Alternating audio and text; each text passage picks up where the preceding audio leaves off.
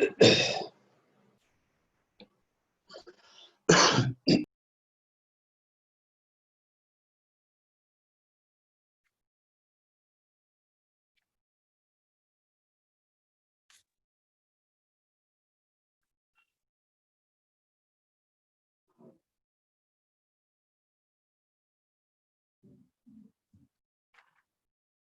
very good evening to all our participants today.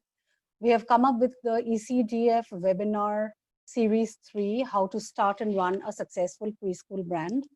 I'm Dr. VASAVVI Acharya, the founder chairperson of Ecdf. And today we have with us Mr. ANISUL HOQUE. He's a brand consultant and founder and creative head, Resonance Brand Communication.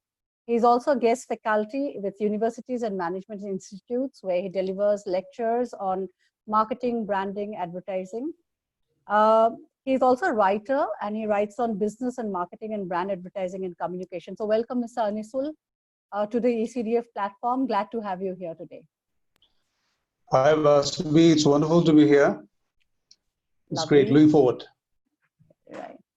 And we have with us Mr. KARTHIK NAIDU joining us all the way from Bangalore. He's a franchise business coach and he's the founder and director White Petals chain of schools. Hello, Mr. KARTHIK, and a warm welcome to you to the Ecdf forum. Thank you, Dr. VASAVVI, and hi to everyone. Welcome to this webinar.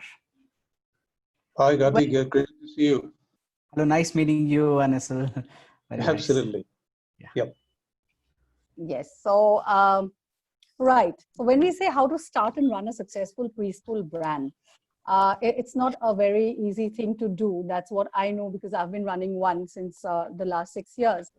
Now, when we thought about this topic, we thought about Mr. ANISUL because he's a branding strategist. Basically, he's into, he's specialized in branding and advertising and marketing. And when we look at a brand, when we talk about launching our own brand or a preschool or be it any other business, we look at that point. So, Mr. ANISUL, my first question to you is, what is the importance of branding, marketing, and communication in any business? And then we'll come to preschool. So, would you like to enlighten on that? Yes.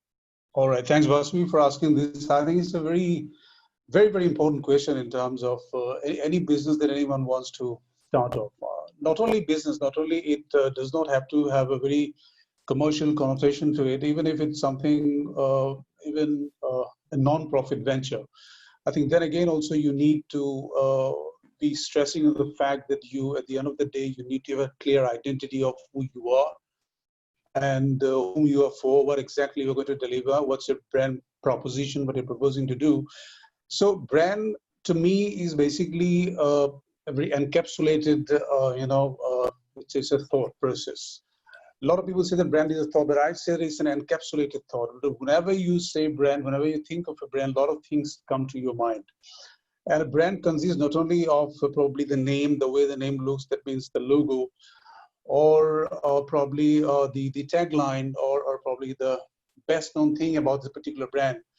But a brand actually, whenever someone says or pronounces or utters a certain brand or talks about a certain brand, certain entity, certain name, what are those things that actually are evoked in the minds and hearts of the people? What do you think of them? So that actually constitutes a brand. So many times it's just one very thing that might come out in your mind. And many a times there are so many other associations that might be there whenever you talk about a brand. So see, there are benefits for both the brand owner as well as the people who are the takers of the brand. If we talk about why a brand or branding is required for any business. For the people who are going to be the takers of the brand, the consumers of the brand, the most important benefit and the biggest benefit that they have is actually the fact that they're going to get a sort of a promise from someone who's identifiable. Otherwise, whenever there is a kind of a commodity and you're buying a commodity, you have actually no one to catch if something goes wrong. And here's something that someone is promising that he or she will, the brand is going to give you something, and because of the promise, and you're having confidence and trust in the particular brand, you're going to buy it. So this is one thing. The other thing is that whenever there is a brand owner, the brand can always charge a premium. And premium is not something which is, a lot of people have a very bad connotation about, charging something a premium like that. It's not nothing like that. There are a lot of intangibles, whenever we talk about a product or service, there is a lot of intangible things which are being associated with the product or any service. And then there are tangible things. So tangible and intangible both combined, it becomes a brand. So you get a lot of intangibles, a lot of things which probably you would not have got otherwise, that, had there not been possibly a brand that you bought from. So this is one. The other thing is that whenever there is a brand, for the brand owner, I think the biggest benefit is that you are going to build something which is going to accrue a lot of things over a period of time. Customer is getting what the customer deserves, customer thinks or wishes to get, and the brand owner actually delivers something which is possibly, I can go on talking about brand building. A lot of us know about that. So unless you build something where you do not evoke something positive, people are not going to associate a lot of positivity about your business and about your brand. That's why branding is very important. So what's the very first thing that you need to understand about branding? I think before you start off, you need to go for a very particular qualitative research. Possibly, can I explain a bit about the branding and marketing a bit generally? Yes. Right. So, a lot of people do not go into that. They rely a lot on their hunch and their just belief system, and they think what's probably right about the market, their understanding of the market. But you need to go for a very qualitative research. And whenever I say qualitative research, I do not mean those numbers, the number crunching and all that. You have to go beyond that and really have to understand the cultural milieu of the market, the catchment area that you are going to provide your product or service with. You're really going to have the demographic understanding of the consumer set, the market itself, the product, the competition quite a lot. And then possibly you come back to the drawing board and start possibly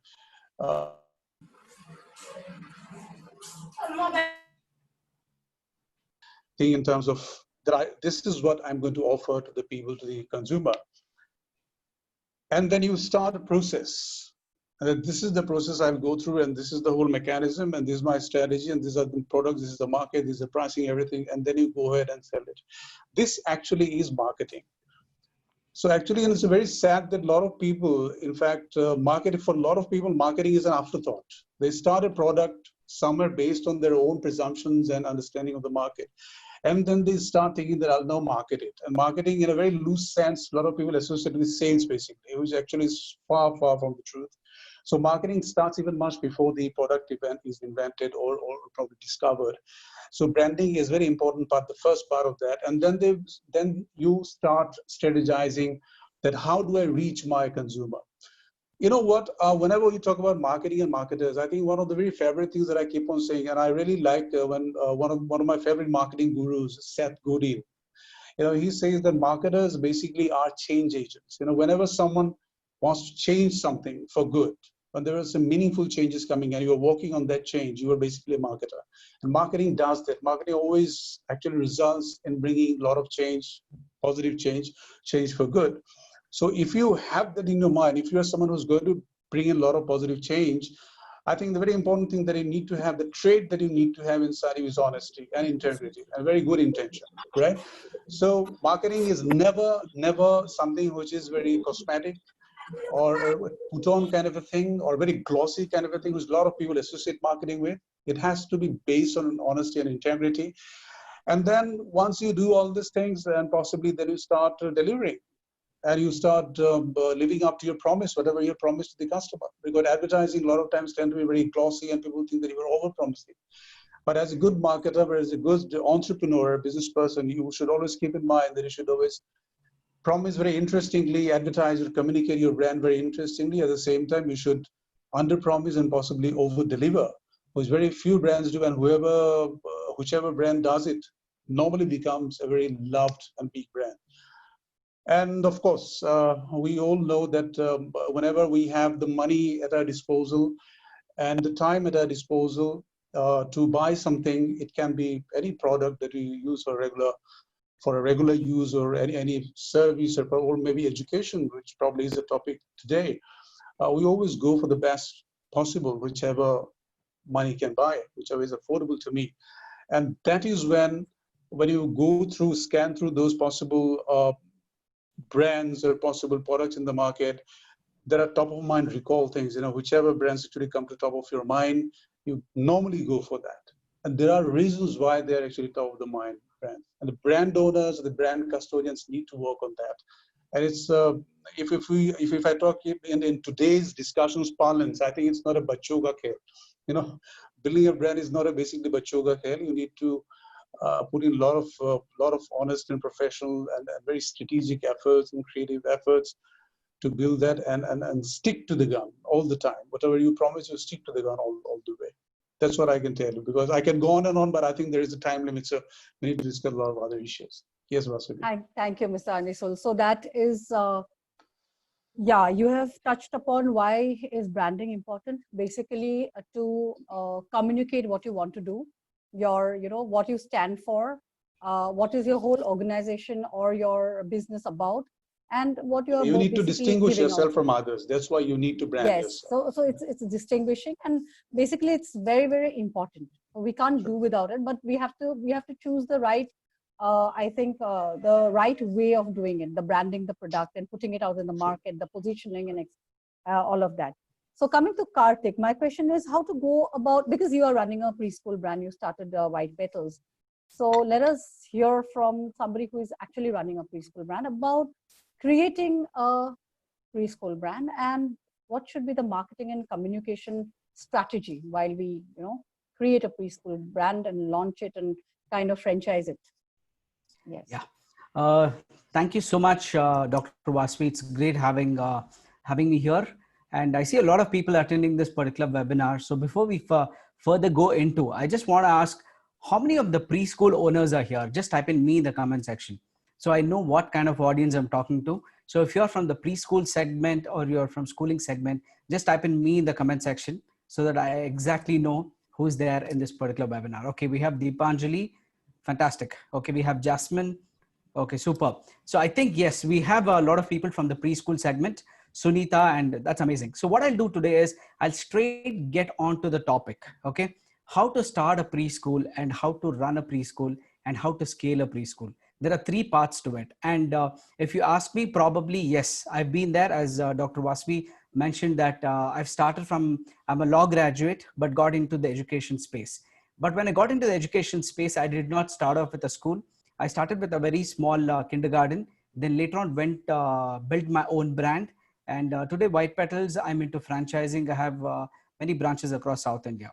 So how did all of these happen? Because one of my mentors says that the golden triangle of success principle is very important. That means you learn, you do, and you teach. Okay. There are three parts to coming to coaching or trainers or telling people about how to do it. So I've actually learned it and I've done it and I'm teaching it right now. So it aligns with all of three in the preschool segment perfectly. So what I've done is I've just prepared a small, like a PP presentation. So for a lot of people to make pointers, okay, if you have a pens, papers, and notepad, just grab it, because I'm going to be giving you a lot of points that you can make a note that how you can run a successful preschool brand. Because if you want to get somewhere, Robert Kiyosaki in one of his books, he says that if you want to get somewhere, find a person who's been there and done it.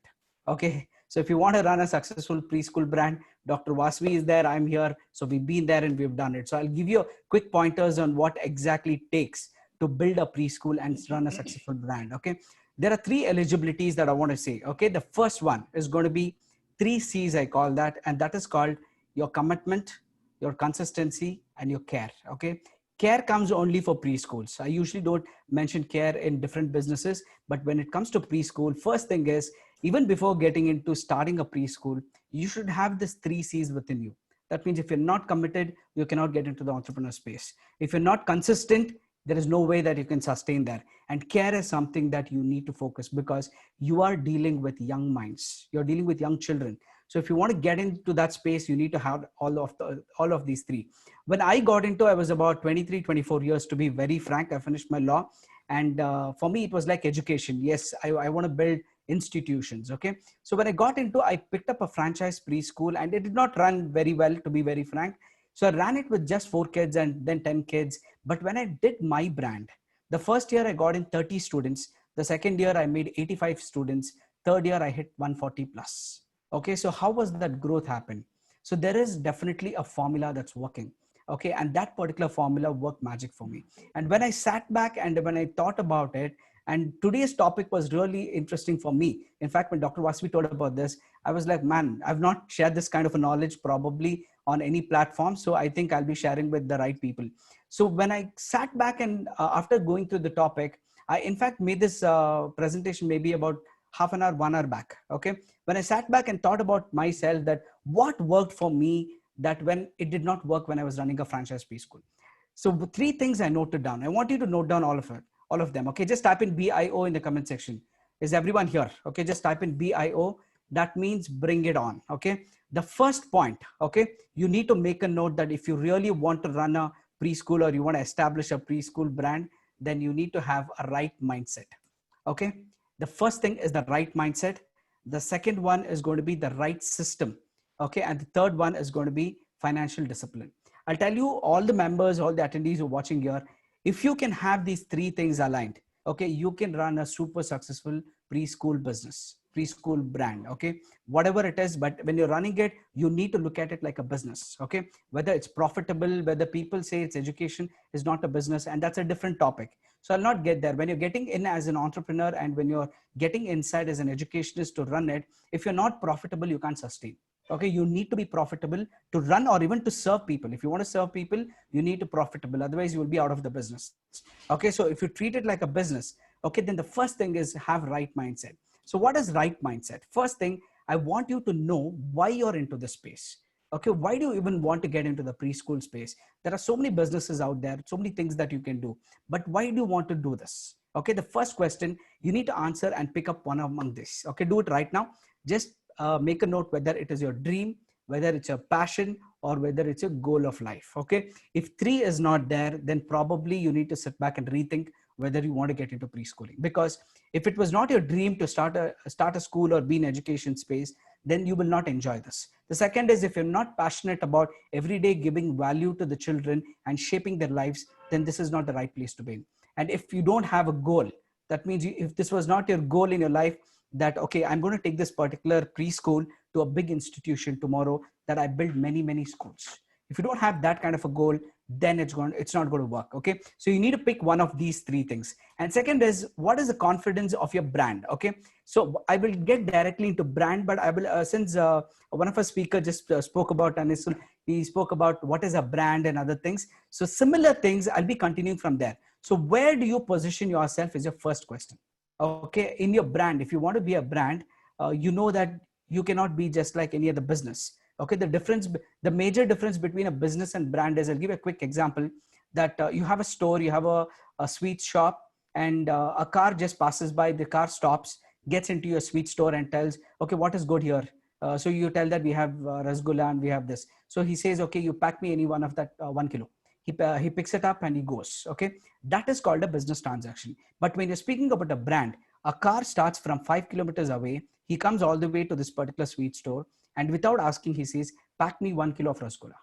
Okay, that is called a brand. That means a person coming in search of you, a person coming to know what you are and what you stand for is called a brand. Okay, that's in very, very simple way. So you should know exactly what your branding position is. Only when you know your branding position, the right parents, the right kind of students are going to be attracted to you. Okay, the right system. This is very, very important, because we are living somewhere the education system. A lot of people say that we don't upgrade and we're still in the old primitive way of teaching and other things. But I want to tell you that things have changed rapidly within few days. Okay, if you observe right now, if you've not built systems, if you don't know automation, then education space is not where you have to be. Okay, it's going to be very difficult for you to survive. If you've observed the schools which are following the still the pen and paper and registers method are not able to even get the data of their children. Okay, if they want to send an SMS to all of their students with 500, 600 students, how are they going to send it? If you're not going to build systems, then it's not easy to collect the data and manage so huge people. So right now with the COVID hit and online schools have even given the permission right now, online classes are going on, you need to have automated systems. Okay, the first is you have to start now. Okay, make a note of it. If you're a preschool owner or a schooling, whatever you're into education space, start today to build your systems. If not, you'll be out of the race very quickly. The second is things are changing at 10x speed. I can say that in COVID time, probably the speed was 100x or 1000x, because online was never a teaching for any schools, but all of a sudden online was bought in. So you, by the time you realize, there are schools competing with each other and saying that we provide this, we provide that. So everyone is into this space, but you need to be prepared at least from now. If you're not prepared, if you're going to say that, okay, let COVID go off, then the schooling is going to come back. Don't wait for that, because if it's going to come back, there's going to be a combination of both. It cannot be only one. And if you want to run a successful brand or a preschool, you need to have something called as SOP. That's your standard operating procedure. Because if you're the founder of that particular thing, I'm the founder of White Petals chain of schools. I cannot sit in all my branches. I have a branch in Vizag, Andhra. It's about 1,000 kilometers from my place. How can I go there and teach the person who's running it, my franchisee, to run it? It's not possible. So I need to create. So if you're a brand, you want to expand, you need to have something called as the standard operating procedure. That means even without you going to your school, the school should function by itself.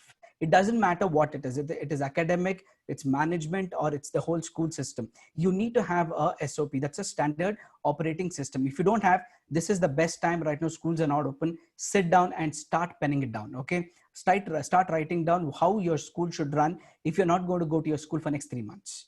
Okay, you need to have it on paper. If it's not there, then you need to do it right now. Okay, the next is build an online school for staff. This is something that I see not many brands, even the biggest of biggest brands today, are not doing it. Because if you get in a new coordinator, if you get in a new teacher, as a founder, should I sit with my coordinator every time to tell her how to make admission? It doesn't work like that. Every time I sit down, the coordinator leaves and goes. Again, it's a pain for me to sit down and do it. So what I've done is I built an online school for entire White Petals, that every single course is being recorded. So once a coordinator is on board in any of the branches, they undergo a 3-day course. So in that 3-day course, they get to know what are the values of my institution. They know what is the value of the brand, what we stand for, what we serve, and what we do. So when everything is put across, I'm not worried about some branch opening, whether it's in Delhi, Assam, or Jaipur. I'm still sitting in Bangalore and operating it. So doing that is the most important part. And I want to tell you that coming to Right Systems, we are doing a workshop, me and Dr. VASAVVI very shortly. So she'll share all the details about the Right System. Enroll in that particular, in that workshop, because in that workshop, I'm going to be telling you exactly what are the online systems you need to learn to be in the top 10% educators. If you want to be in the top 10 people, top 10 schools, then you have to enroll to that workshop, because I'll be sharing everything in detail. Because since we have a time constraint, I'm just touching the, not even the cherry. Okay, I'm just touching the edge of the cherry right now. Okay, that's the second one. And third one, financial discipline. Not many people talk. See, I'll tell you, being in education space, it does not mean that you should not talk about money. Money is not evil. People who feel money is evil, money will never come to them. Okay, you need to be a friend to the money. So you need to speak about money. You need to know that how your institution is running. Without finances today, right now, why institutions are facing such a crunch is because they did not have some kind of financial discipline. If the institutions running from 10 years don't have money right now in their account, then what did they do all the 10 years? That's the biggest question that starts. We being new people and you're starting up newly, if you're starting a preschool initially, I want you to follow this exactly. So know your money. What does that mean? First thing is you should have a goal or a target for your academic year. You should have a financial goal. It's not only about having children. You should know your income, or you should know your expenditure for the entire year, and then set your goal so that what should be your revenues for that particular year. When you don't plan for financial, a lot of people miss out here, members. I want to tell you, because a lot of people feel that education, I'm serving it, it's my passion, I understand everything, but if you don't have money, who's going to give it? Will the staff work without you paying the salary? Will anybody else do it? If parents don't pay, then how will you survive? So there's a whole thing that goes behind. So money plays a very, very important role for any business and even a preschool. And next is, once you start collecting money, see, schools are the place which actually make money, I'll tell you. I mean, if somebody is telling that school is not making money, then being a founder, I'll tell you it's not true. Because school is making money, but I'll tell you, the founder will not get the money. You know why? Because all these money go into the reinvestment of the infrastructure. If you have your own property, you always think about getting a new building, getting a new toy, getting a new furniture. So end of the day, for you to actually take out money from there, it's impossible. Okay, so when it comes to taking out money, it's not possible. So when you make that kind of a revenue to the school, okay, so you need to channelize that. You need to have at least 4 accounts. Okay, so one is your operations account that you put certain percentage into that, so your salaries and everything is taken care. Second is going to be investments. Investment is nothing but whatever you're going to reinvest on your school, you should have a separate account, because if you don't upgrade, you're still going to be in the previous generation. Okay, if you still have like 10-year-old benches and 12-year-old benches, 15-year-old benches, I think you got to sit back and think, because you need to upgrade and be at this particular thing. You need to make investment to get in that return. And third is going to be the saving, and last is going to be you can take the money only at the last. Okay, make a note of all this. Is everyone clear till now? Just type in clear in the comment section if you're all clear with the 3 points. Okay, because I'm going to touch the last topic and wind up this particular thing. So before that, I want to know that everyone is in alignment with whatever I'm saying. Just type in all 3. Okay, super. Dipanjali says it's clear. So right now, after you build, okay, I'm going to touch probably one of our speakers' topic also. Okay, so I'm going to be touching on what exactly a brand is, because if you want to scale, I'm a franchise business coach. So I don't work only with preschools. I work in different businesses. I have a lot of other businesses who are working with me to scale their business. So in that, the first topic I speak about is branding. If they don't have a brand, they will not be able to scale. So what is a brand? As I told you, there is a difference between a business and a brand. So if you're going to be treating yourself as one preschool, I'm going to run here, I'm going to make little profit, then yes, you will make money, you will make profit, your school will run good. You are passionate, your passion is being solved. But I'll tell you, you will not be able to grow. If you want to scale and if you want to do it, I'll tell you within 3 months, I was able to scale about 7 branches. Okay, that's right from December to February. I was able to sign up like closely to about 7 branches only because I have the right systems and the right things on place so that I can go forward and close multiple. Okay, and the second is going to be, what does the brand stand for? See, a brand means it stands for the trust and credibility. Okay, how do you build trust?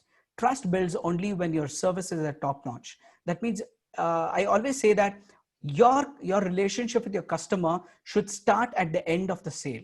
That means after you make your admission, how you treat your parents is the ultimate. After the admission, if you're going to treat them better, I'll tell you, then you'll 100% be a brand. If not, if the sale is done and you want to just treat them, okay, your sale is done, let me focus on new, it's not going to work. You need to build a relationship after the sale. Okay. The second one is going to be credibility. How do you build credibility? Credibility is over a time. It does not happen all of a sudden. It is a pattern of your trust converted into the reviews and testimonials. You can note it down. Okay. A pattern of what your parents are talking about you, your school, over a period of time becomes your credibility. You need to be credible as a brand to go forward to scale your business. Here I'm speaking about franchising. Even if you want to get into franchise space, you need to see what is your rating. If you go and check on White Petals rating, it's 4.9 out of 5. Okay, so that's what the care is taken from past 4 years to even franchise after 4 years. So the 4 years is going to be the ground level. So how you work with your initial brands matters everything. And the next is going to be your service and support system. If your service and support is not good, for example, my iPhone went wrong and it did not charge. When I went and gave it to them, they did not repair it. They replaced the phone and gave me a brand new one where I had just 1 month of warranty left. And that is called a brand. Okay, if you go back to a store where a market is there, you pick up something, go after 1 hour and tell them to exchange, they will not. That is called a business. So you need to be a brand. Tomorrow, if a parent is coming and telling you this bag is not fine, this t-shirt is not fine, okay, this just tore. Even though the parent has torn it, I'll tell you, as a brand, it's your duty to make sure that you pick that up and give a brand new one. Okay, because as a brand for us, it's not about that one product. It's about the customer satisfaction at the end. So how the parents are satisfied is the ultimate. And the last and most important is about self-education. I'll tell you, the day you stop learning, the day you stop growing. Make a note of this, members. If you're not going to be learning, you will never grow after that point, because the information what we have is all what we've learned in school. Okay, after that, we literally stop reading. We literally stop doing it. If you're doing it, you're fantastic. If you're not doing it, this is the time I want to give you a call that you should start learning and implementing things. Okay, so these are the main pointers what I wanted to share with you. The right mindset, have the right systems to grow your business, and have financial discipline. After you're successful with your one preschool or one brand, then it is a time to go forward and franchise your business. If you're not going to franchise, you're going to be missing out the huge opportunity what is there in the market right now. Okay, you'll be actually losing out lakhs and crores of rupees if you're not franchising. So ultimate is about growing your brand into multiple folds. Okay, I think I'm done with that. Yes, yes. Thank you, Mr. Karthik. That was very, very well explained in a capsule. And yeah, I think that answers one question that came up from one of our attendees. She asked about she's running a good preschool, how to brand it. So I think that answers quite a lot of what you have said. So I think that would be helpful to her. Coming to the next question. Yeah, Sunita, right. she had asked. So coming to the next question, Mr. ANISUL. See, this is actually a period of crisis, and we are like, since the onset of this pandemic, schools and institutions have been closed. So there's a lot of challenge in terms of, online classes. There are some places who have also, in Maharashtra, online classes have been off from, PG level to class 2. In Karnataka, it's up to class 4. So all these are some challenges that we are facing. And as preschool brands, even remote learning is a little difficult for preschool children being 2 to 4 years. So during this crisis, how do you think a preschool, be it a standalone, which has got a very good credibility, or a branded one, behave? This is because it's challenging time. What would you say, Mr. ANISUL? Yeah, Vasavvvi, can I just go back a bit where I actually left? And then possibly I'll come to this, because I was supposed to say a few more things, and I thought it'll be too long that I just left there. No, absolutely. And Karthik, in fact, said that he touched upon very vital issues on branding, in fact, which probably I was supposed to say anyway. So that makes my things a bit easier to say less. I'll go a bit deeper in terms of branding and marketing and communication. An entrepreneur, if you want to get into this education space, let me tell you, it's a very specific, specialized segment and sector. Because, there are businesses where a lot of generalists can get into. A lot of people who possibly do not have that kind of a passion for the business, or that kind of a liking for the business, still they can get into it because of the fact that they think they can manage it well. There's a huge potential in it. But education is a business, as Karthik rightly said, you need to have the mindset. So he said 3 C's, I'll put it as 3 A's rather. I mean, if you want to be an entrepreneur, you need to have 3 A's in place. One is that the attitude, the right kind of attitude, same as the mindset, as he said. When I say attitude, you also need to understand that, are you the right person to get into this segment? You need to ask yourself that, am I really the right person to get into this education space? Because unless you enjoy doing it, unless you enjoy imparting learning to those kids, or whoever, what kind of stages you're catering to in terms of education, unless you enjoy the whole process, you're not going to last long, and you're not going to accrue a lot of benefits out of the whole thing. So that's a very first and important thing. Second thing is that you need to have a lot of ambition, and your branding and marketing and how you scale up, everything depends on the kind of ambition you have for yourself. And if you are not ambitious, if you do not have the ambition of probably, giving birth to a lot of other branches of your school to start with, and growing bigger and bigger, you possibly need not think that much about branding. Anyway, you will end up making some money. You open up because there is a huge demand today for preschool education like this. But if you want to create a huge brand, love brand, which people actually swear by tomorrow, they vouch for it, then you need to have a lot of right things to be done, in places. So number 2 is ambition. Based on the ambition, you will work upon, craft your own thing. Third is in the 3 is action. You need to be very action oriented all the time, and especially in today's time when everything is moving so fast, changing so fast, it's very important that you are even more action oriented. How much you are engaging your consumers with your brand is very important. We traditionally talk about, whenever we think of brand, we talk about brand positioning. The very famous thing of Alvarez that he said, brand positioning is very important, because this is how you cut a niche about yourself for your brand, and these are the differentiators from others.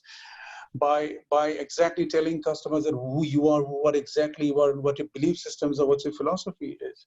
But today, let me tell you that there is it is not imperative and it's not important that you have a single brand positioning. Brands mean a lot of things to a lot of people today. And in fact, it's not the brand owner who's building brands today. People are building brands. Fans of the brands are building brand in social media. You know, today I might like something about a certain brand or Nike or Adidas, probably whatever, any brand you talk about. And I can write a lot of accolades on social media. A lot of people might love that. And a lot of people might come to know that, oh, is it like that? And tomorrow I might not like something about it and just kill the brand for a lot of people. So engagement has gone up a notch higher. So today what you have to understand is that whenever I start designing a brand's identity to start with, you know, I have to go back to all this because I could not say about the, you know, identity creation and all this. You know, someone asked them, how do I build my brand? Before building it, you need to understand that what is the name that you are giving? You know, it's almost like naming a child. When a child is born, a lot of parents and relatives always think about, you know, what name should I give? You know, the christening of the baby. You need to think about a lot about the branding also, but naming also to start with. Someone might say that, what about Google? What does it mean? Or what about probably Swiggy? How meaningful it is. I understand that. But if you name your business, which has got a lot of connotations with what the business is all about, if it is apt, if it evokes certain kind of emotions which is related directly to your business, okay, it really, really helps. So you need to be very careful about how you name the brand. Are you different than others in terms of naming it? Because there are a lot of brands. So if you are different, how meaningfully different you are, that's what you also need to understand, that you can't just be different for the heck of it, right? And then the very important thing comes up is that creating the brand identity, designing the logo, right? Creating the brand identity of it. Many people do not give much thought about it. They think that, you know, someone just put few nice letters together and, you know, put up like this, some nice colors, my logo is done. But I think logo, as I said, start with a brand is, you know, an encapsulated thought. A logo actually is basically, logo composes many things. Someone looks at the logo and what are the things that are being evoked, the emotions, the rational thinking that are being evoked when looking at the logo. So logo has to be designed keeping in mind what my product is, what my service is, what the target audience is. So possibly, preferably should be done by professionals who are good at it, right? I'm not saying you come to us to do it, but, you know, by any professional. So it has to be done by that. Second thing is that you need to strategize, have a very strong, meaningful media plan. No matter how small your brand is, how small your business is, you need to have a, you need to have a media plan. How do you, what is the budget you have? You have to sort out that. You need to have a very strong, kind of a well thought out budget to spend, marketing spend. And it should not be an afterthought. Before starting the business, you should slot that. You know, for promotions and branding and marketing, I'll spend this much of money. I'll tell you, in a consumer products, normally they spend around 10 to 15%. They used to. Today, it might be kind of, might have gone down a bit because of a lot of other things, a lot of scarcity and economic downturn and all this. But when you are directly, your product is something which is directly related to consumer, in a B2C segment, you know. So you need to understand that you need to spend a lot in marketing. And when you spend in marketing, it's not spending, it's investment. And a lot of entrepreneurs fail to understand that it's an investment. They think it's spending and they cut on it, which is not a very wise thing to do. So you churn out a media plan, and you so that this is the money I'll allocate for this. When you do the media plan, please understand that who are your basically target audience. You know, well, for a school, although the people, your direct consumers are the kids who are going to come to your school and get education, but actually your primary audience, when you talk about brands communication, are the parents. Because they are the people who are going to be exposed to the communication that you were kind of broadcasting, you were communicating, the messaging out. And they are the people who are going to decide. And also, they will decide not by themselves, but also very critical. It is very critical. People today listen a lot to their peer group, listen a lot to the relatives when it comes to sending a child to a certain school, if we come to this particular segment. Because, you know, the kids at that age, just think about 3-4 years, 2.5 years, 3 years, when they normally you send to preschool. I mean, for parents, they're possibly the most important thing or people, right? And to part ways with them for 4 or 5 hours a day, I mean, it's a big stake, you know? It's a big thing for, especially for the mother. And because, so she's trusting you a lot. by giving the child to you, taking care of the child, not only taking care of it, but to enhance the, equity as a human being. So this is what we normally, this is what we have to do, imparting education to everyone. We should become better, more resourceful, more effective human being. That's what I at least believe in. So when parents are relying on you so much, you need to understand that you need to behave in a certain manner as a school brand. You need to, first of all, I think, be like a expert. You should be an expert. You cannot be behaving like a non-expert, because they are relying on you, right? Number one. I think the other thing is that you should always make it a point to be constantly in communication with the parents. How do you do that? Today it becomes probably much more easier to do, right? You become social media, become a mobile phone. Every parent's got mobile phone, you've got the number. Just give them a call, appraise them about the child's, kind of a development, what the child.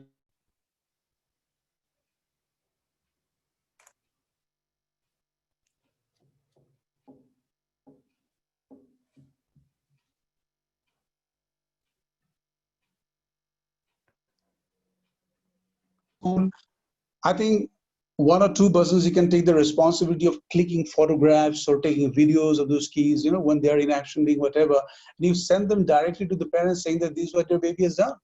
When we mush over so many lovely, cute videos on social media, how about doing your own kid, seeing your own kid doing those lovely things, And what it does in return, the parents are getting even emotionally closer to your brand.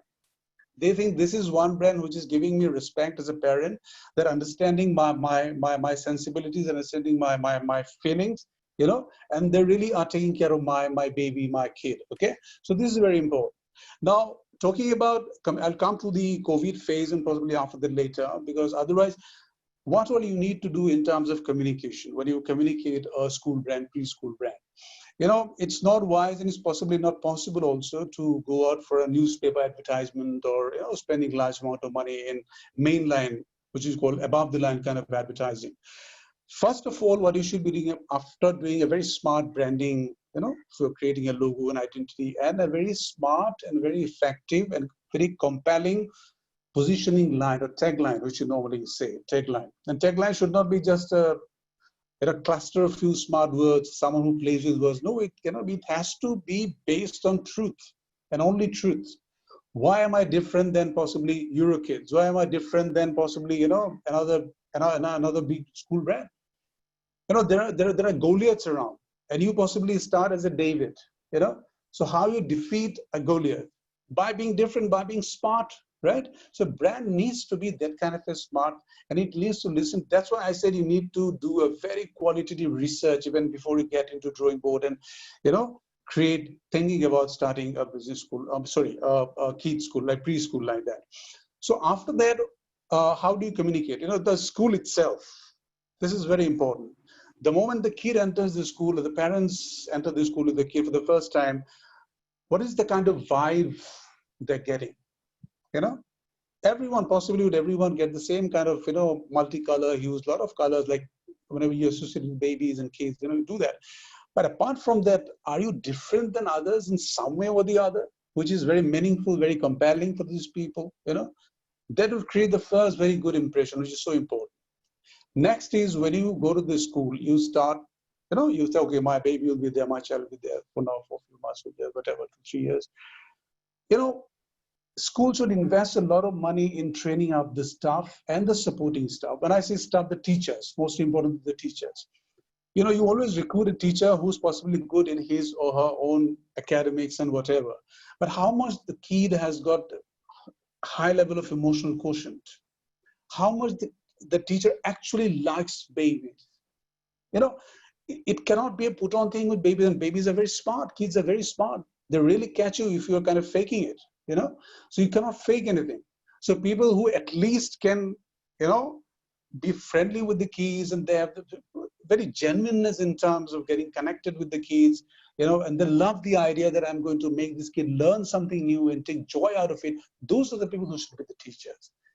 Why I'm saying all this thing, when I am supposed to talk about brands and logo and branding and all this, because these are all what matter at the end of the day to create that favorable, wonderful brand tomorrow. And not only the teachers, the support staff, the guy who's driving the school bus, the guy who's like a conductor of the bus, possibly, how are they behaving? How should they behave? So there has to be proper training to them.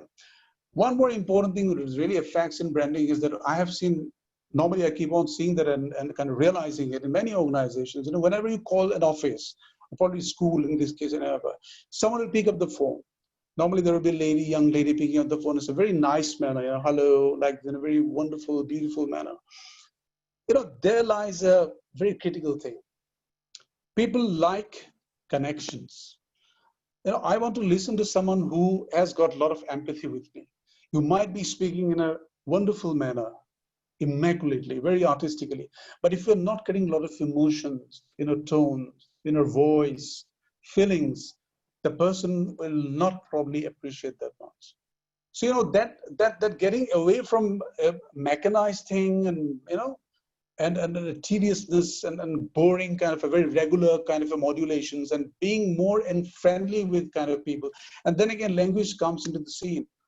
Language is very important. See, you have to understand, if you are operating in a certain locality, certain catchment area, what are the languages and dialects people speak here? So not everyone probably will speak in English. Not everyone probably will speak in Hindi or Ohomia or Bengali, whatever the language, the catchment area. You need to understand that. So you need to have people who are capable, who are the counselors of the school, people who are in touch with the parents, whatever. They need to have that kind of a skill, the communication skill to connect with them on an emotional level also, apart from being rationally and professionally highly skilled, right? Another thing I'd like to add to that in terms of communication is that, not many schools I have seen have done it. I think it will be a wonderful idea. I think it's as an idea I'd love to share. What about creating a brand mascot? I was just thinking last night when I was thinking about this particular thing, that what about creating a mascot? You remember the Asian Paints Gattu, that small boy painting, that mascot. Or, Air India's Maharaja, we all know the very famous Maharaja, or the Amul girl, for example. I mean, it's just still there. What it does, a brand mascot always endears the brand even more to the consumer set. How about thinking about that, creating a brand mascot, creating a certain figure who's like, whenever the child looks at, or the parents look at, they feel like, wow, I mean, this guy is friendly. He or she, knows me, understands me. And that will have a very positive rub-off on the school brand itself. Just as an idea I'm floating, it's not necessarily you have a brand mascot, but a lot of brands have done so well for themselves, creating mascots and making good use of it. So this is one more thing. And you know what? I think you all agree, Karthik, and you and all the viewers will agree that word of mouth plays a huge, huge role in building any brand, any business. And in this case, preschool case, I think word of mouth. We talk about influencers today. Instagram influencers, like there are huge film stars or sports stars who are one. I'll love to share with you that Cristiano Ronaldo, the famous footballer, one of my favorite footballers, he earns much more money as an influencer than as a fee from his club. This is amazing, absolutely amazing. But we are not talking about those kind of influencers here. What we are talking about, influencers who are the social influencers, the relatives, the peer groups, people who already have heard about your brand, your teachings, your school, and they're going to vouch for it. The moment you start talking to someone that, I have a kid and I want to sell it to school, there'll be, people love to share good things that they have experienced in life. So if you are really good in every aspect that you do, there are people who are going to vouch for it and they become your brand influencers. What it means is that a brand has to take care of the fact that a brand has a lot of contact points. Every brand has got a lot of contact points. Tomorrow you are driving and passing through a school, you might not have anything to do with that school. But the moment you look at that school, and if it is very positivity as a vibe which is coming to you, you'll feel good about the brand. Possibly you'll say about the school to someone else tomorrow, right? You see an ad somewhere, you see sort of a direct mailer coming to your home tomorrow, probably you insert a newspaper tomorrow, right? So if you feel good about it, it will probably get registered in your mind. If a kid talks something good about a teacher of a certain school, right? If a parent, if someone says good something, if someone on radio, there is a radio interview, someone says good thing about someone, anywhere. So these are the brand contact points. Whenever you come in touch with the brand, you have to make sure as a brand owner, as a brand custodian, that everything is positive. Everything is good for the brand. People think good about it. And you have to work for it on day-to-day basis. This is how you build a brand. So Right. at the base of it, you need to have honesty, integrity, good intention, very active all the time, engage your consumer with the brand. And there's no place for fake things. There is no place for anything which is kind of a cosmetic changes, inside something, outside something else. It doesn't work there. And if you keep on thinking like that, do that way, I don't think there is any reason why you cannot tomorrow build your own space for your own brand in competition to the ones that you already have, especially all the national players. Yeah. Absolutely, Mr. Anisul. I completely agree with what you say, because a brand needs to have the originality that, it stands for, the vision. And we don't look at preschool as a business. It's more of soft skills. It's more of connecting to people. And it's more of, getting that attention in the positive manner. True. Then we Possibly, have I'll just finish off with what you actually questioned me. I didn't answer to that. I would go to that. I would go to that Okay, for 2 minutes, because I'm we've sorry, already exceeded our time. All right. Yeah.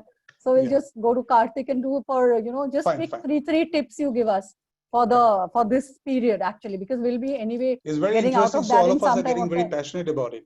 So the third thing, originality, vision, and when we look at clarity of what our brand reflects, what we stand for, very important. It's not about copy pasting what is there in the market. And today I want to, launch a preschool, so I'll read all the other preschools, just copy paste a few things, rewrite it, and put it out. That is not a brand at all. That is what I understand from my experience for so many years. The response is very important. What the people are to say, because we have seen when we are talking about brand, we have to look at one of the things, what I was talking to Mr. Karthik the other day, how to run it. It's not about putting up a lot of ads, a lot of kiosk and all of that. What people do is, when they get to hear from the mouth of the other person that it is a good brand, that they come to you.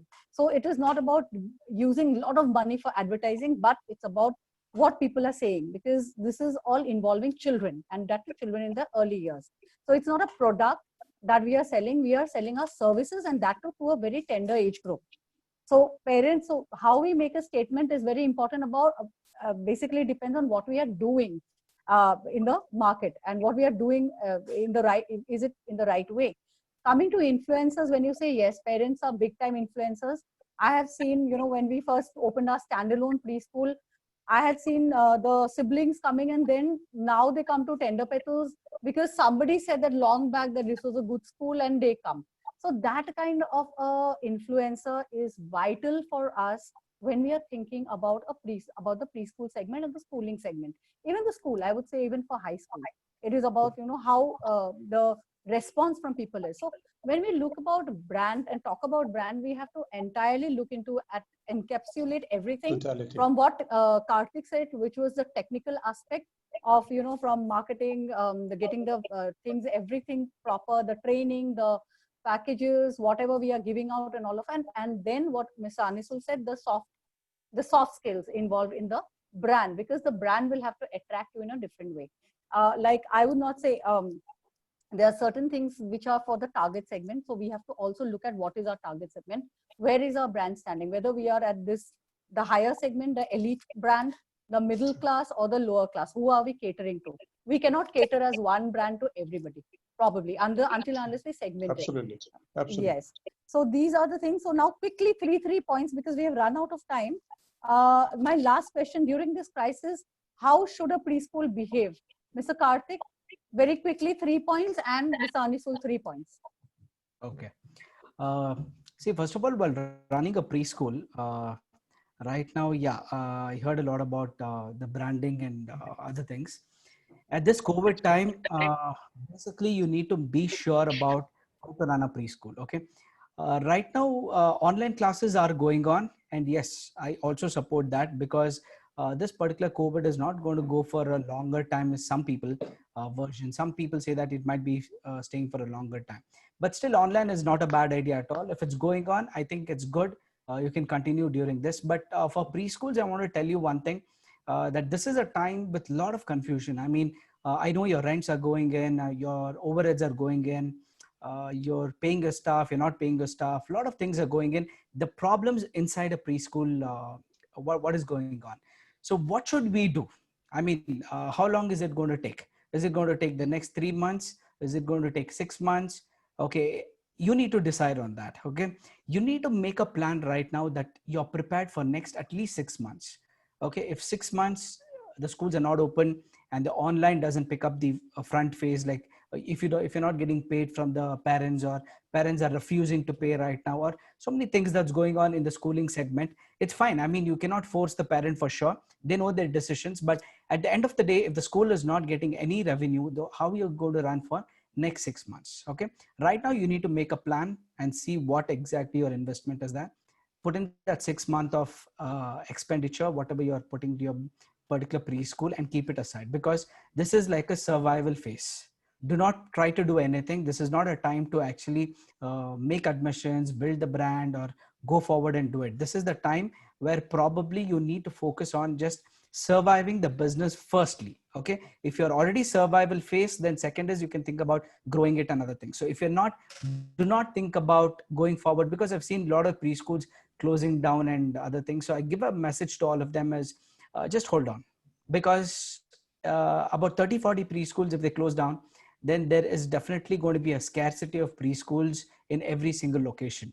So if you're closing down, that particular locality is going to lose out that particular preschool forever.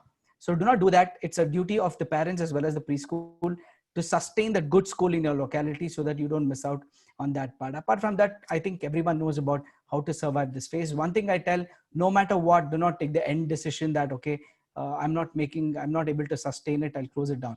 Because I want you to note down this particular point. The decision is going to be like you're taking a permanent decision for a temporary problem. Okay, just keep this sentence in your mind. Whenever you're trying to take a decision, something like that, for a temporary problem, you're trying to take a permanent decision, which is not good. Okay, that's it. Yeah. And Mr. Anisul, 3 points.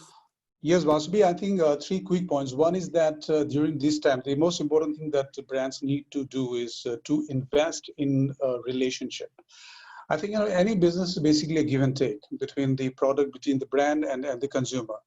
This is the time, if you're not in connection with your consumer, if the schools are not in touch with the consumer for a longer period, I think there will be a disconnect, and this will really have a very bad and reverse effect on the school brand. So what you need to possibly do, schools need to possibly call up the parents time to time, talk to the children. Even the class teachers should even call up and talk to the teachers. They can make a video call. The child will feel really great, and my teachers call me up, feel great. So this is one thing, they connect, invest in building relationship, and this will really give you long dividend in the long run. Second thing is that, from the business point of view, if you already have kind of a build a brand, or if you're about to build a brand, tomorrow you will, if you're on the right track, you will definitely build a really good and compelling and an expandable brand. Now, if the brand grows big, there is a wonderful opportunity from the brand's point of view to extend the brand. So what about thinking of extending the brand tomorrow? Because every brand, it gets some associations. If you have a kids brand related to kids, there are a lot of things kids need. For example, I mean, if your brand is good for kids, I think tomorrow they might come with a kids apparel brand. Just an idea, and they'll take it very gracefully. I mean, if you do it gracefully and subtly. So think about that, how you can expand your business tomorrow and call the other alternatives properly, keeping this intact, alternatives you can think of, services. One more thing I think is this health has become such an issue recently, and even more a serious issue for all of us. Can school think about tying up with a child specialist, doctors, so that tomorrow when things get going, you have a regular visits of doctors to your school to, check the child's health and all these things. And if we start communicating this at this point of time to parents, or possibly, now also even online, there are a lot of things can be done. We can have possibly, a doctor can call up and have a discussion, talk to the child on the phone and all these things. See the kind of rapport you will be building with your consumer if you start doing this kind of a thing. And yes, this much, and I think don't lose heart. There is no reason to lose heart, because the world will continue. Absolutely, we'll keep on living, and we have to live well. And every business is suffering, like school, every other business is suffering. But as you said, Vasavvvi, rightly, or yeah, Karthik said, hold on, but don't stay back, idle. Do something or the other. Stay connected with your consumer. Everything will be all right. That much, yeah. And all the best to all the Thank you entrepreneurs. so much. Yes, thank you so much, Mr. Karthik and Mr. ANISUL. I'll be sharing the screen for the upcoming webinars and the workshops that Mr. Karthik also announced. Coming up firstly is a workshop on 3rd, which I'll be conducting. It's a one-day certificate course, and it's for early childhood educators, academic coordinators, and curriculum designers on the topic curriculum planning, implementation, and assessment. Wonderful. It's going to be for 90 minutes, and we are doing it on the 3rd of this month. Second, another course that we are coming up with is, I think I lost this connection just a moment. It is on the next webinar that we are having is on hybrid learning benefits, of mixed mode instruction in early years. So we are looking at blended learning and how is blended learning effective. And here for this, we'll be joined by Kusum Kanwar, and she will be joining us and other speakers. I'll just put this up. Just give me 1 second. Yes. This is hybrid learning, benefits of mixed mode instruction in early years. Now that we have gone to a remote learning and a blended learning curriculum, how we can best effectively use this time and how we can translate our classrooms to hybrid learning classrooms. We'll be joined by Kusum Kanwar, Garima Srivastava, Paras Mahendru, and Yashvi Vaya. So here, what we are going to share all this in our other, handles. And then we are coming up with a workshop on 11th, which will be done by Mr. Karthik. And here is the image of this workshop. Mr. Karthik, do you have it with you? If you can share it. Yeah, just a minute.